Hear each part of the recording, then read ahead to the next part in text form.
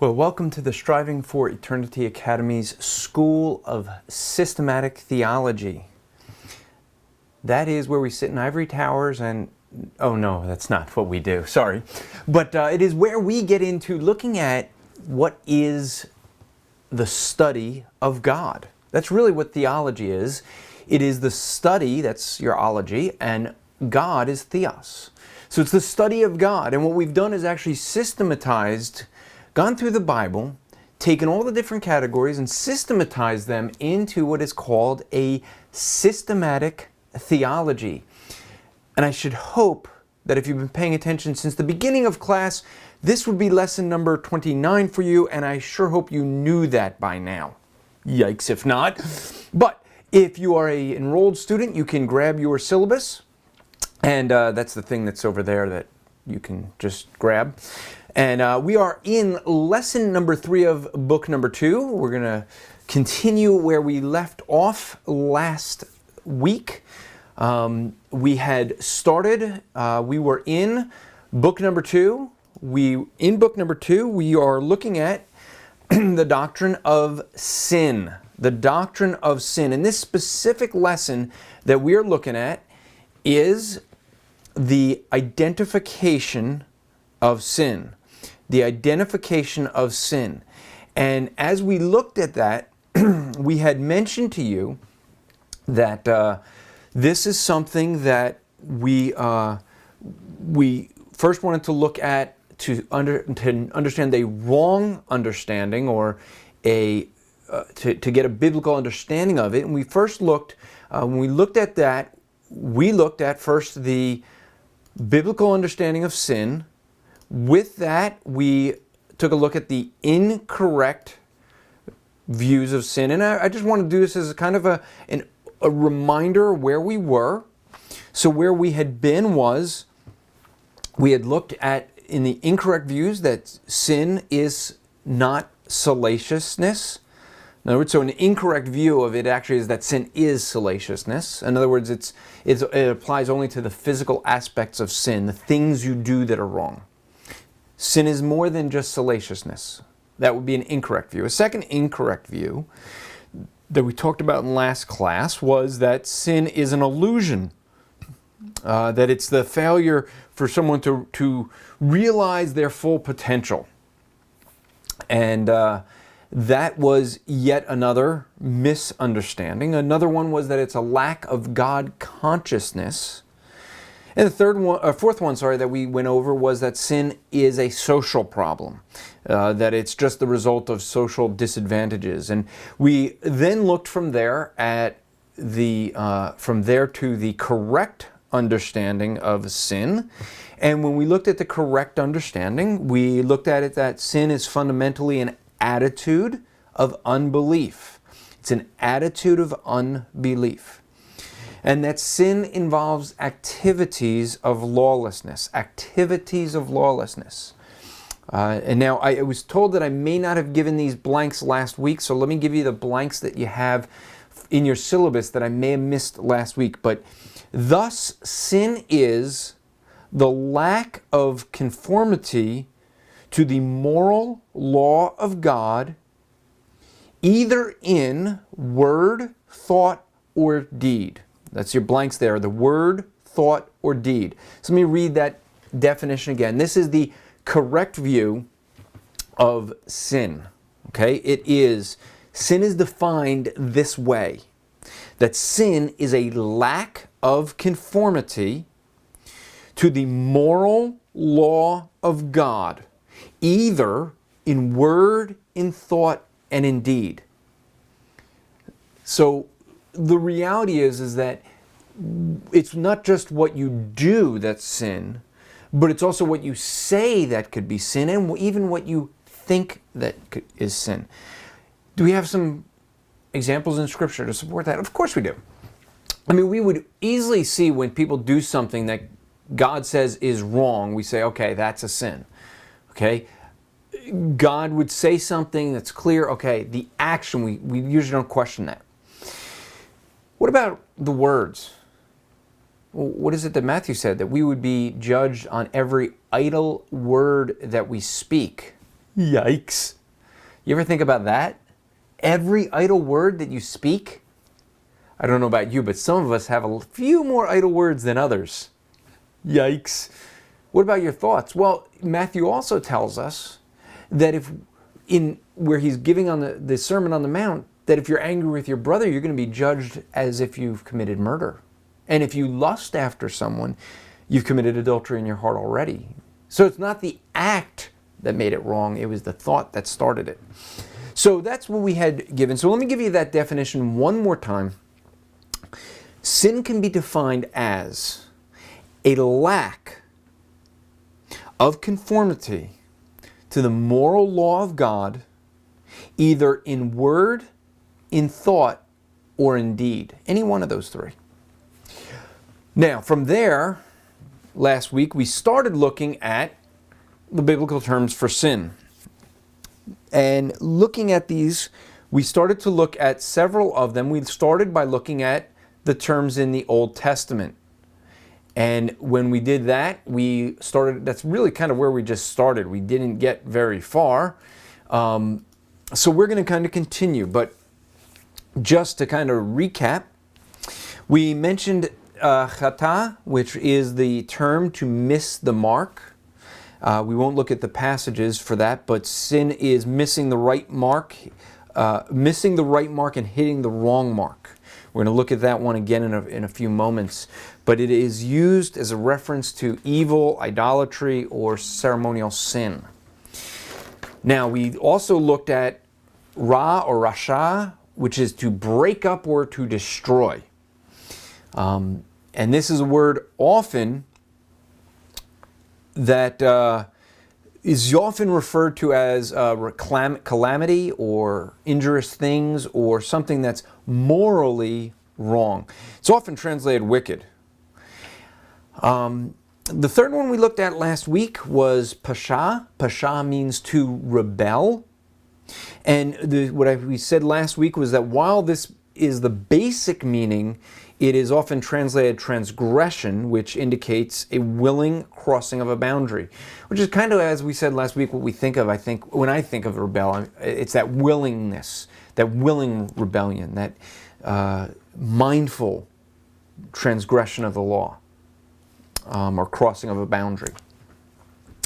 And now we want to get into some new terms, and I'm hoping that as we go through these, you're getting an idea for how sin is identified and described in the words, in the definitions of words, and you're realizing it's something we really shouldn't play with.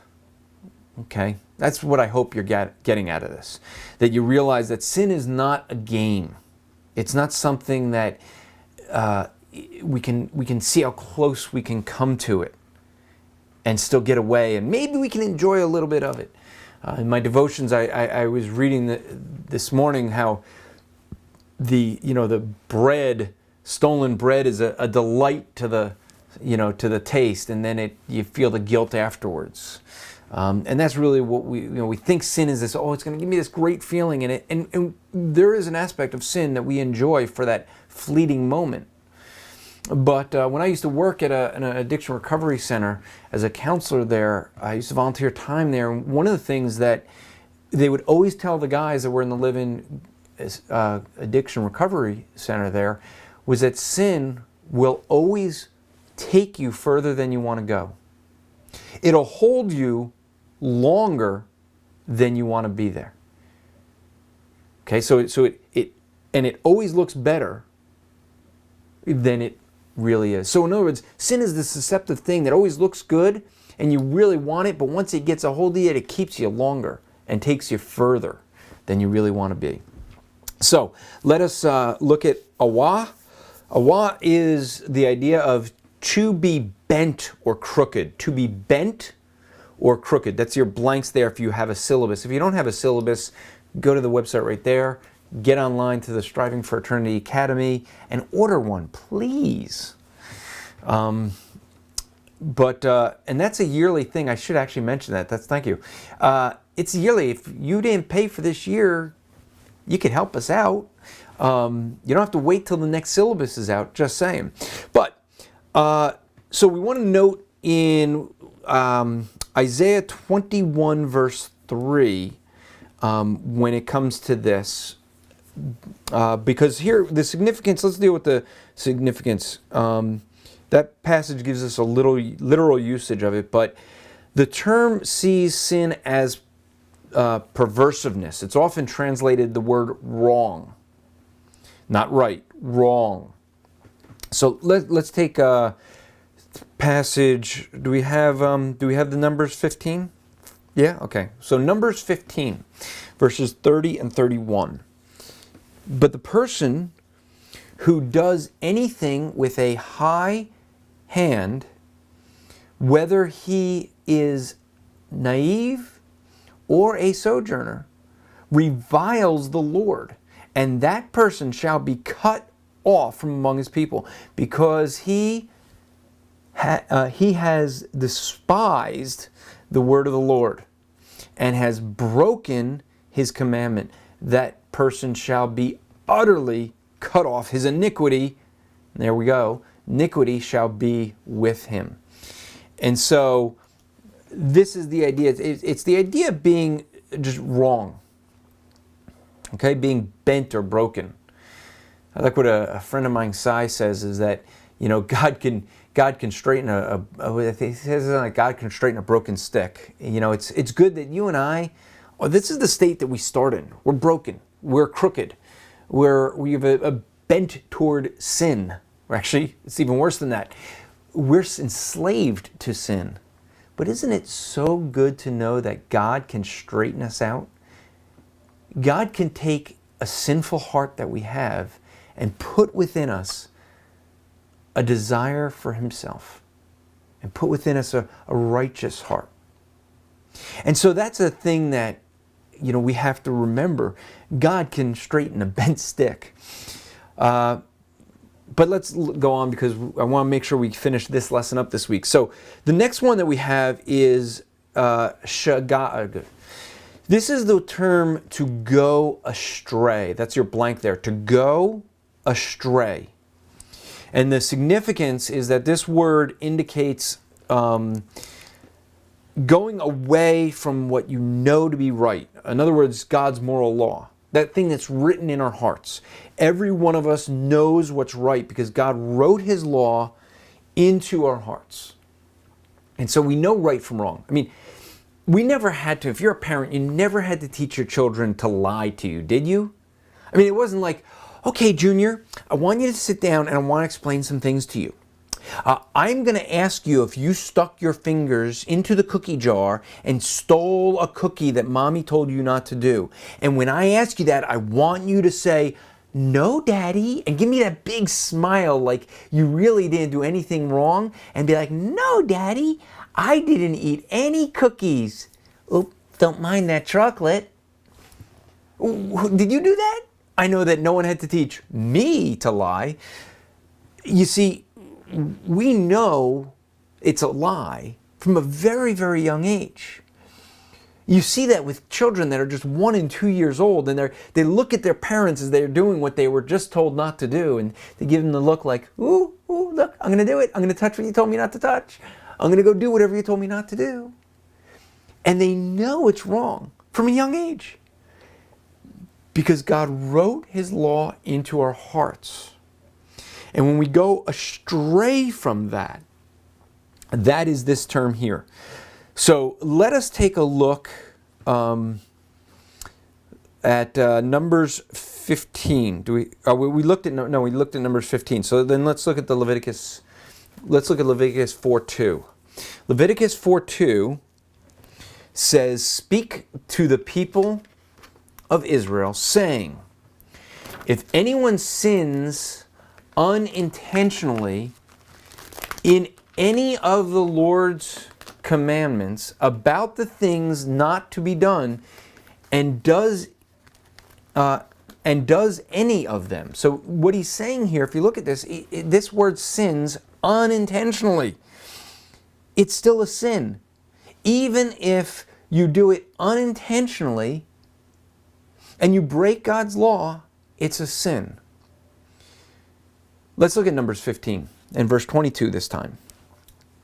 But if you sin unintentionally and do not observe all these commandments that the Lord has spoken to Moses. Now, we're not going to read on from there, but the idea there is that we have this notion that God expects that you and I know right from wrong. Yeah, God's not going to judge us for things we don't know. He's going to judge us for that which we do know. And that's the thing.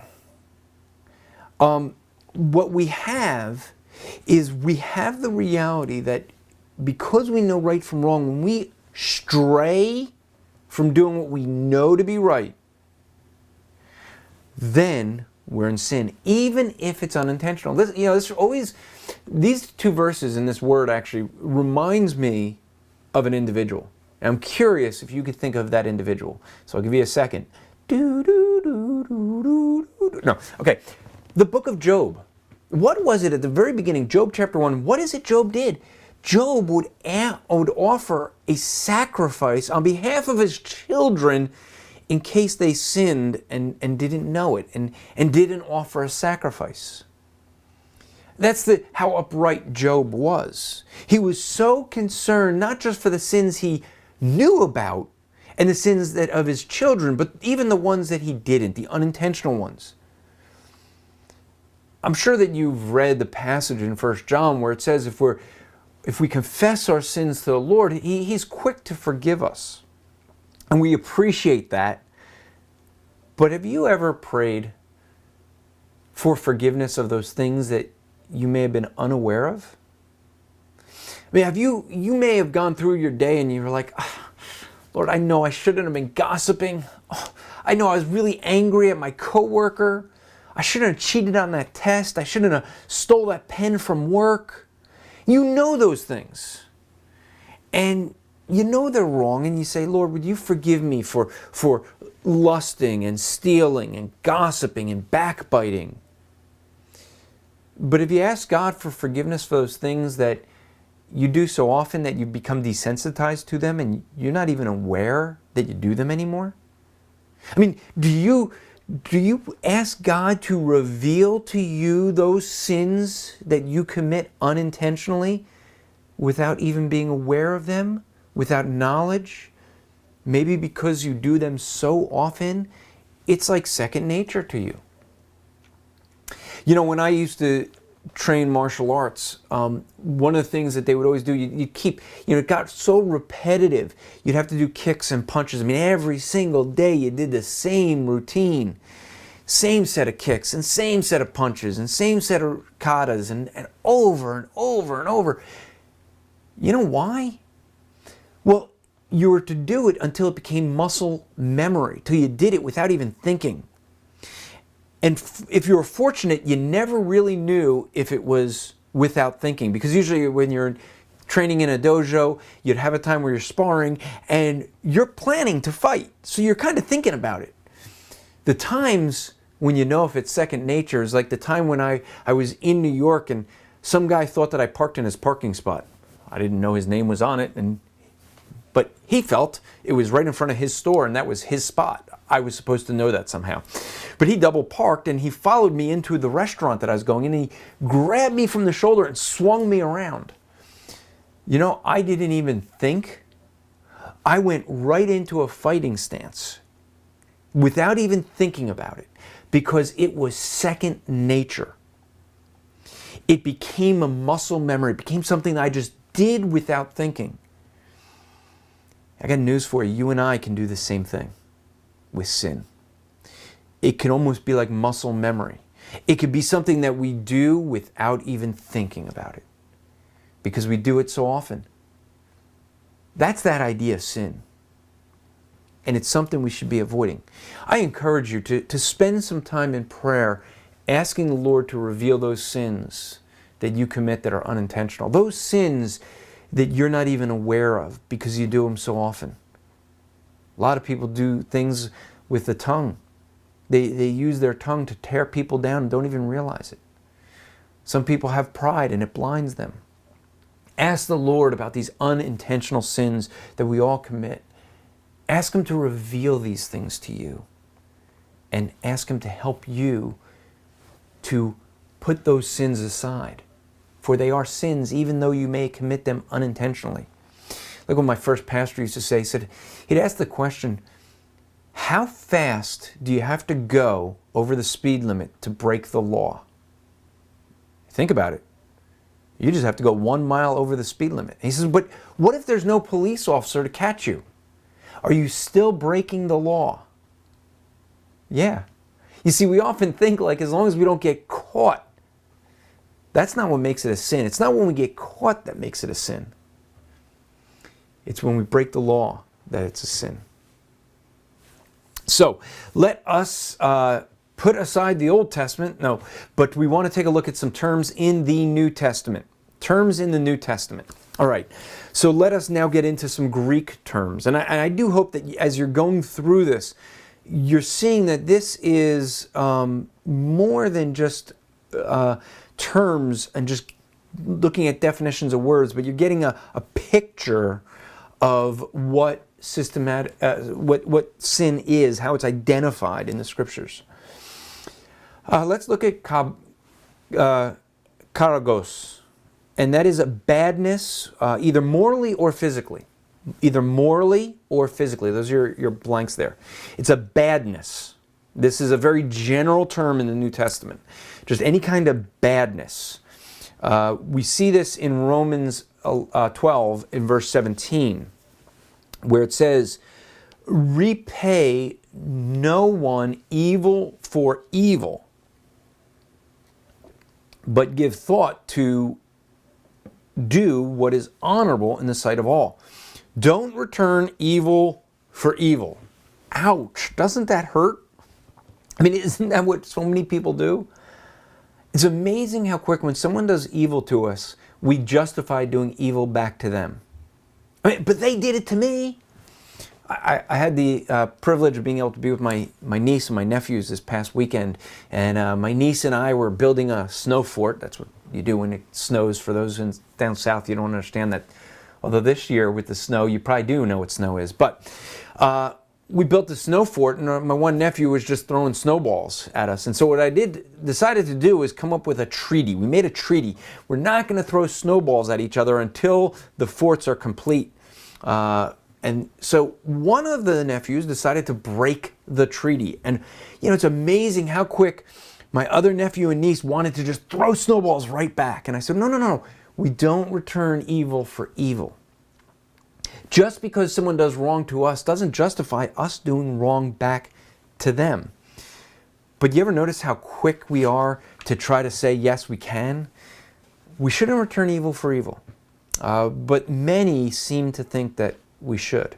Let's take another look, another passage, and that's 1 Timothy 6:10. It uses this term. For the love of money is a root of all kinds of evils. All kinds of evils. Now notice here, it's not, I'm not going to read the whole thing, we'll just focus on the first part where it's used, but notice that it's not that money is the root of all kinds of evils, but it is the love of money that is the heart, that is the heart of all kinds of evil. So it's the love of money, but the evil is just a badness, just a general badness.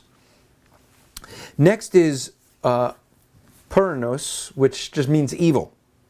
Okay, the significance of this term is that almost exclusively it has the meaning of a moral evil. In terms of, the term is often used with Satan and demons. So that is used in John 17:15. I do not ask that you take them out of the world, but that you keep them from the evil one. And that's where we see this word used. Okay, so it's the idea of evil. Let's get to the next one. We're going to have a little fun with this.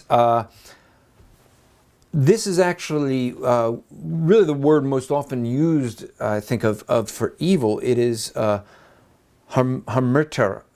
I'm going to butcher this one, sorry, but harmatira, which is actually when they talk of the doctrine of sin, they use this word to be the study of sin. But it means to miss the mark, corresponding to the Hebrew word chata, This word is used most often in the New Testament. It's actually used about 227 times. Now let's look at the passage, and then I'm going to describe something with this. But let's look at Acts 2:38. Acts 2:38. And Peter said to them, "Repent and be baptized, every one of you, in the name of the Lord Jesus Christ, for the forgiveness of your sins." That's the term there. All right. We also see this in Romans 5 and verse 12.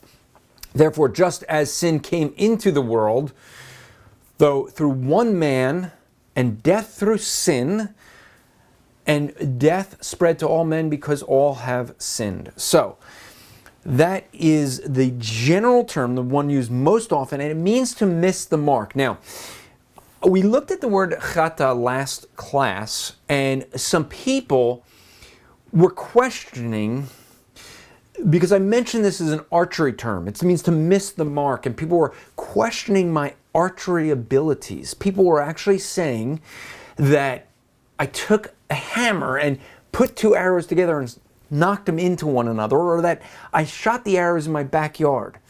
I do have a target in my backyard, but just because some of you were claiming that I did it, that I forced an arrow down the center of another arrow, I wanted to prove that that wasn't the case. And some of you thought that I was bragging last week. That wasn't bragging, but this is.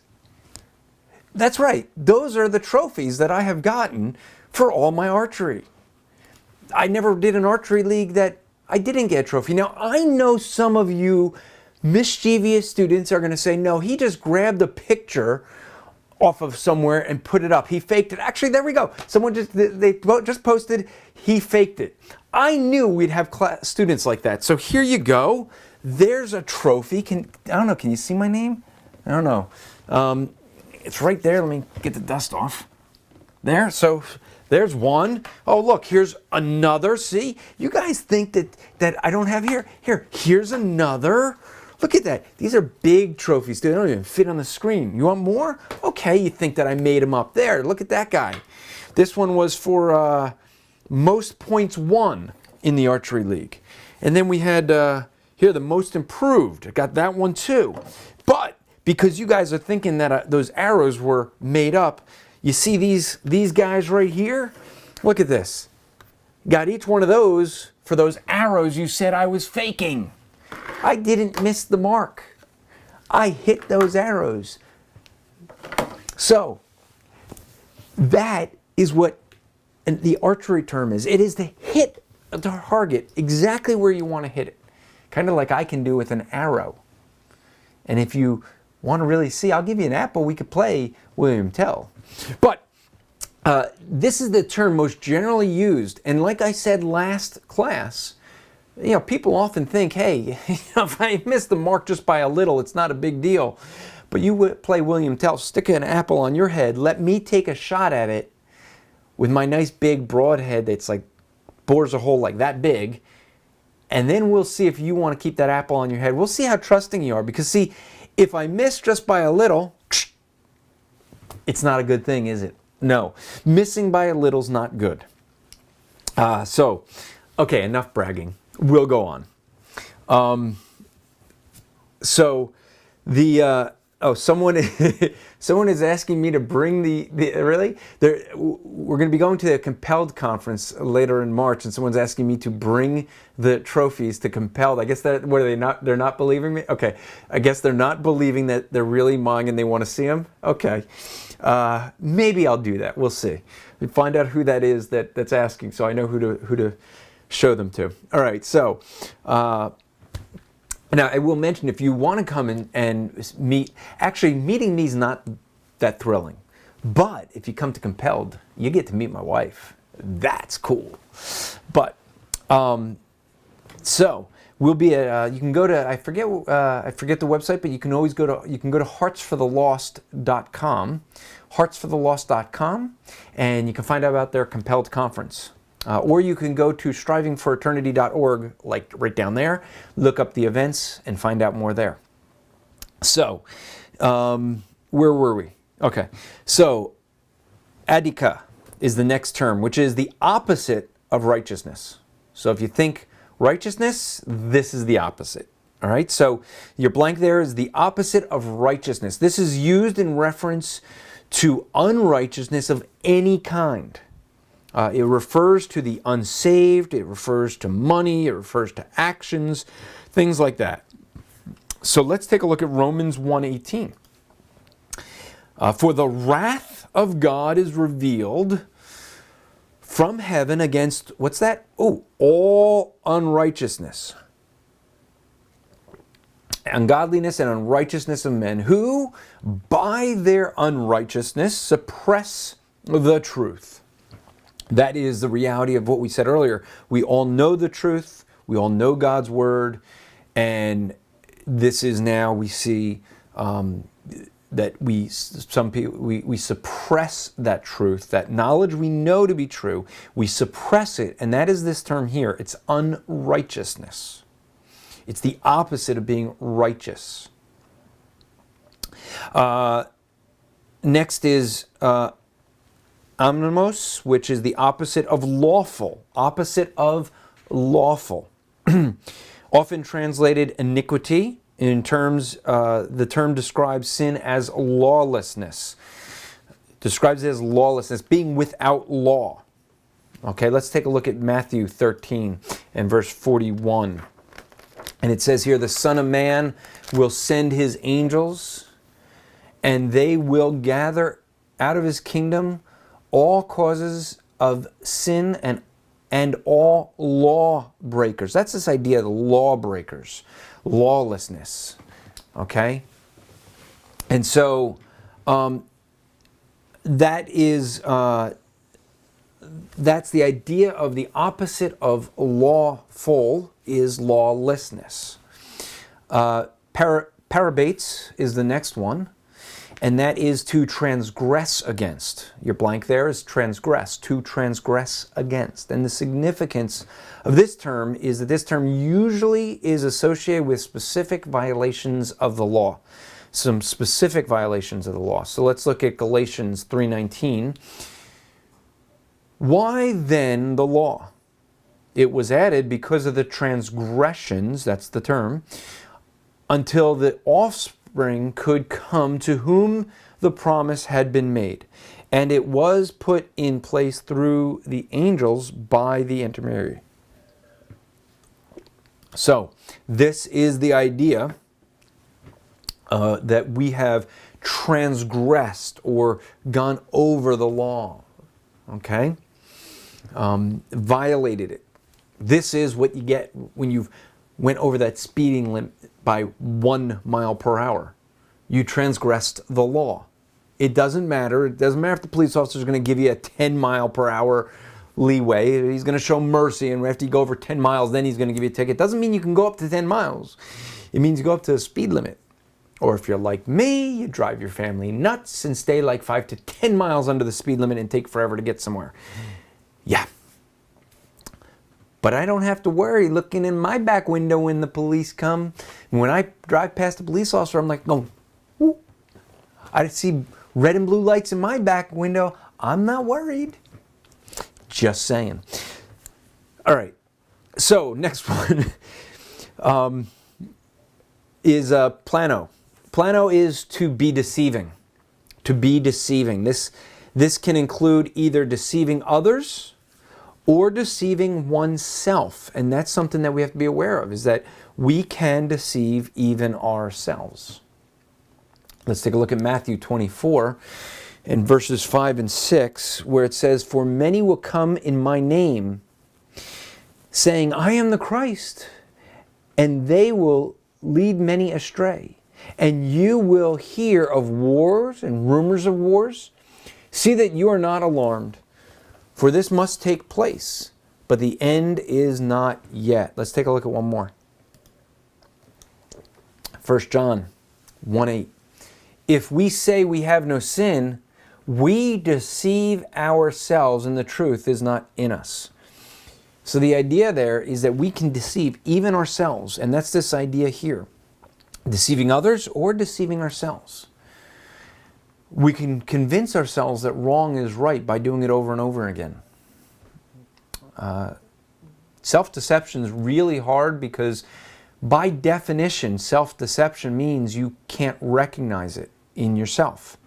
Others have to tell you about it. And so this is a good thing to ask people. If they start saying to you, hey, buddy, you're not seeing some sin in your life, don't justify it and go, oh no, you're wrong. You may be deceived. Pride is going to be deceptive. Pride is going to tell you you're right even when you're wrong. Let's look at the last two here. Parapatama, which is to fall away. To fall away. That's your blank there. To fall away. Sin is, the significance of this is sin is a deliberate falling away from truth. A deliberate falling away from truth. And Galatians 6:1 is going to tell us about that. Brothers, if anyone is caught in any transgression, you who are spiritual should restore him in a spirit of gentleness. Keep watch on yourself, lest you be tempted. Okay, so that's the idea to be tempted. So the thing here is if you're caught in any transgression, to fall away. But you know what's interesting about that passage? How does it say that we should approach someone? A gentleness, a spirit of gentleness. You know, I don't know how many times I've been corrected by people, and my gut reaction is to blow it off only because of the way someone approached it. It wasn't with gentleness. It was with anger or you know, I mean, they may be completely right, but they came about it a wrong way. And sometimes people, really what it is they're projecting what they see in themselves on other people. And they come to you and they see something in you, but really it's what they think, you know, with how they think, they're really revealing their own thinking. And so in cases like that, you see it when they come and start accusing you of things and they have got like no love in their heart for you. I mean, they just want to pound you. That's not gentle. We want to show, when we do have to go correct someone, when we do have to bear someone's burdens with them, we want to do it in gentleness. All right? And keeping, and that's why it says, throw that up there again, because it's good to go. What does it say at the end? Keep watch on yourself, lest you be tempted. What could you be tempted with? You could be tempted at being prideful that this guy is wrong and I'm right, or I'm more spiritual because they've fallen in this sin. It could be a lot of things. Let's take a look at one more. Hippocrates, which maybe sounds familiar to something, but it is to pretend or to be an actor. To pretend or to be an actor. We get an English word from this, hypocrite. The significance of this word is used in a deceitful nature of sin, being a false teacher. Let's take a look at an example of that in 1 Timothy 4:2. We see there, though the insincerity of liars whose consciousness is seared. And so their insincerity, okay, is seen. So what you have there, they're a hypocrite. This term actually is an interesting term. The word for hypocrite is the idea of being an actor. We get a term that some people know as two-faced. That comes from this word, and because what they would do is they'd have a mask, and that you'd have one actor that would play two different roles, and they'd hold up a mask, and so they'd put a mask on, and they'd turn and put another mask on. So they're pretending to be one character, and then they're pretending to be another character in a play. That is where we get this term two-faced. In other words, they have two faces, two masks, and you're speaking out of both sides of your mouth. In other words, you're pretending to be something you're not. You're being a hypocrite. That's this word. Pretending to be someone you're not. Now, I'll say this because, you know, this is something you hear a lot. People say, well, I don't go to church because it's filled with hypocrites. Actually, no. Church is filled with a bunch of people that say, we're sinners, saved by grace. You know where the hypocrites are? They're at work, and they're at the malls, and they're at the ball games, and they're in the parks, because those are the people that say, I'm a really good person when they're not. That's the hypocrite, not the church. Church is filled with people that say they're bad people, okay? it's all those other places. So if you don't want to go, I did this with someone I used to know, and she says, well, I would never go to church because there are a bunch of hypocrites. And she used to give me news articles. Anytime there was, some pastor that, embezzled money or whatever, whatever it was, anything that made the church look bad, she'd give me the news article. And I said, if you really don't like hypocrites. And she's like, I don't. I said, you should stop going to the mall, stop going to work, stop going to all these places where people like you say you're good when you break God's law. She didn't like that. But she did stop cutting out articles and sending them to me. I will say that. But the term here is hypocrite, where we get hypocrite from. So what you see from this is we have here an idea or a picture of what sin is in identity. Sin is going to be seen as something evil, as wrong, as unlawful, as hypocritical. It's not something that's good. Something to be avoided. Now, next lesson, what we're going to do is we're going to look at the initiation of sin. When did sin enter the universe? How did sin enter the universe? Someone asked me that this past week. How did sin enter the universe? Did God cause it? Think about it. Did God bring sin into the universe? Is God sovereign? You see how, as we start going through more and more of these lessons, you see how they start to interplay with one another. We're going to talk about that next lesson. If you have any questions about anything that we went over, you can email us at academy@strivingforeternity.org. Somebody, maybe even me, will respond to you. If it's a really, really, really good answer, it probably wasn't me that responded. If it sounds really dumb, yeah, it was probably mine. But you can email us, and we will get in touch with you and answer your question to the best of our ability. Do want to ask for prayer. I was on a radio program this past week, as some of you knew. I mentioned it last time, but we were talking about a church called the Church of Wells, which is a new, I would say, cult. The discussion was it a cult? And some people didn't feel they could say it was, but I've been getting a lot of, ever since being on that show last night, I've been getting emails and people have been contacting me about different family members that are trapped in that cult that they've been trying to reach out to. So be praying for those people. Now, one of the things that we always do, this may be a surprise to some and not a surprise to most of you who are regular attenders of our classes, but this is the period where we try to get you to encourage other people because, quite frankly, we all need encouragement.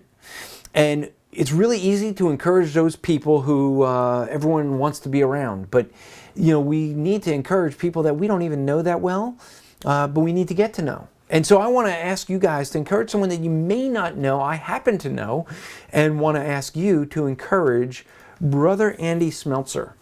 Andy came out here with me when we went out to the U.S. Open for an outreach out there. And really what we were doing was we were kind of scouting out New York and prep for the Super Bowl outreach. And that's where I really got to spend a lot of time with him. He came, he stayed in my home, and we were able to spend some time together. And it was at that time I really got to know Andy. He was just, really a guy that's desiring to be putting it all out there for the Lord. He is given up his work, and his work actually is he's supported to do evangelism full time. He travels around. He's on the West Coast, but he's just a guy that really has a heart just to serve Christ, get to know Him better. Doesn't really want to deal with some people that love to get into all the debates and things like that, and he's not that kind of guy. He's a guy that just says, hey, let's get together, let's study the scriptures, let's hit the street, let's take what we learn and hit the street. And it's neat to be around a guy like him because he's just he's an encouragement to me, and if you get to know him, he'll be an encouragement to you. I know if you're part of our Striving for Eternity group, he was just added tonight. Because we made sure he was in that group so that you can get to know him through there. You can tag him in posts if you want to encourage him publicly. And if there's things you know about him that you want to encourage him publicly, it's an encouragement to all the rest of us to get to know something about him as well. But if you want to encourage him privately, I don't know what may be going on. Maybe there's things going on in his life where he actually needs the encouragement this week. Don't know. but just wanted to encourage you guys to encourage him, because that's something that we need to be doing. And there's times where we need to just have brothers and sisters come around and say, hey, how's everything going this week? What can I be praying for you for this week? And if you don't know how to encourage Andy, then ask him, hey, what can I be praying for you for this week? What's going on? Is there any way I can be an encouragement to you? I'm encouraged by the way some of you guys have been encouraging other people. I was really excited when I saw some people that were just like, hey, I want to just send a small gift to different people that on Facebook, just to be an encouragement, just randomly. And I was like, wow, you know what? It's really neat when people do that. And we don't do enough of that. But we as Christians should be doing that more than any others, shouldn't we? Yeah. So next week, we'll look at the initiation of sin. We'll look at where did it come from? Did God bring it into the world? Did he not? It'd be a fun discussion. Of course, it'll be a one-way discussion. Unless, of course, you're in the chat room and then someone will be over there. I'll be watching it. Maybe I'll get to hear what's going on. But until then, remember to strive to make today an eternal day for the glory of God.